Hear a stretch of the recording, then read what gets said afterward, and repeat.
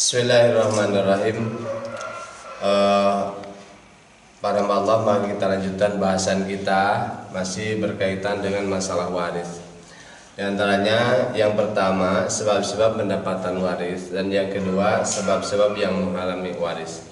Di antara sebab-sebab pendapatan waris, yang pertama karena nasab, karena keturunan atau ada ikatan kerabat.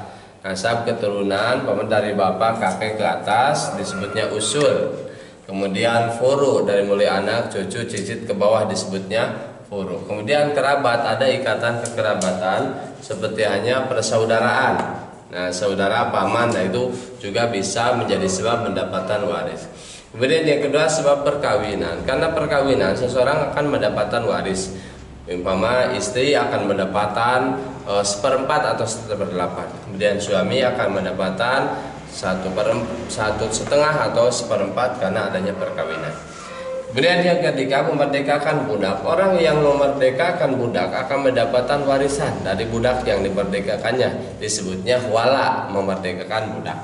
Dan yang keempat umaro, seorang muslim. Jadi seorang muslim yang tidak memiliki ahli waris maka hartanya dikembalikan ke Baitul Mal. Sabda Rasulullah Shallallahu Alaihi Wasallam, "Ana warisun man la warisalahu." Aku adalah ahli waris orang yang tidak memiliki waris.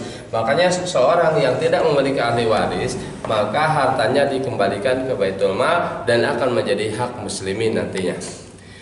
Kemudian sebab-sebab yang menghalangi waris, ya, di antara sebab-sebab yang menghalangi waris yang pertama kafir.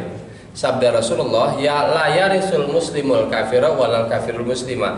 Seorang muslim tidak akan bisa mewarisi orang kafir, dan orang kafir pun tidak akan mewarisi seorang muslim. Jadi harta seorang kafir tidak diwarisi ke muslimin dan begitu juga sebaliknya masing-masing.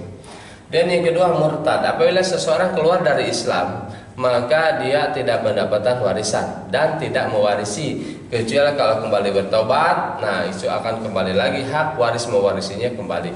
Nah, kalaupun seorang murtad keluar dari Islam maka tidak mendapatkan warisan dan tidak juga mewarisi. Kemudian yang ketiga membunuh. Nah, orang yang membunuh tidak akan mendapatkan warisan. Bahkan menurut sebuah kompilasi hukum Islam, jangankan membunuh, rencana pembunuhan pun akhirnya tidak mendapatkan warisan. Tapi intinya kalau dalam Islam itu membunuh, laisa lil qatil minal mirathi syai'un. Tidak ada bagi seorang pembunuh mendapatkan warisan sekecil apapun, tidak mendapatkan warisan. Umpama seseorang karena ingin cepat mendapatkan warisan membunuh orang tuanya, membunuh anaknya, kakeknya atau siapapun, maka ia tidak mendapatkan warisan, terhalang oleh perbuatannya itu sendiri.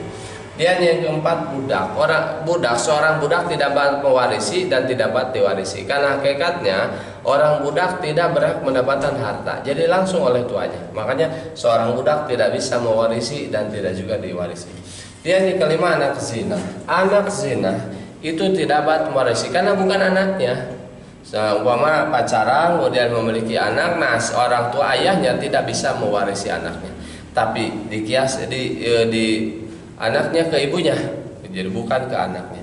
Dan yang keenam anak li'an, suami istri yang saling meli'an, melaknat antara satu dengan lain, maka anaknya yang umpama dikiaskan ke zina, itu juga tidak mendapatkan warisan, dikiaskan ke zina, anak zina. Dan yang ketujuh perceraian suami istri. Apabila suami istri bercerai maka dengan sedihnya terputus hak dan kewajiban suami istri, termasuk mendapatkan warisan. Kalau sudah bercerai, suami tidak mewarisi istrinya, istri pun tidak mewarisi suaminya, tapi mendapatkan harta masing-masing. Lirijali nasibu muktasabu walinisai nasibu muktasabna. Jadi masing-masing mendapatkan harta masing-masing ataupun dibagi sesuai dengan situasi dan kondisi. Dan yang ke-8 yang kedua menghalangi waris itu hilang. Orang yang hilang sudah dianggap tidak ada dan tidak mungkin ditemukan lagi, maka tidak mendapatkan warisan. Tapi menurut sebagian ulama, hak yang hilang yang belum diketahui identitasnya maka hak warisnya disimpan dulu dalam jangka sekian tahun umpama.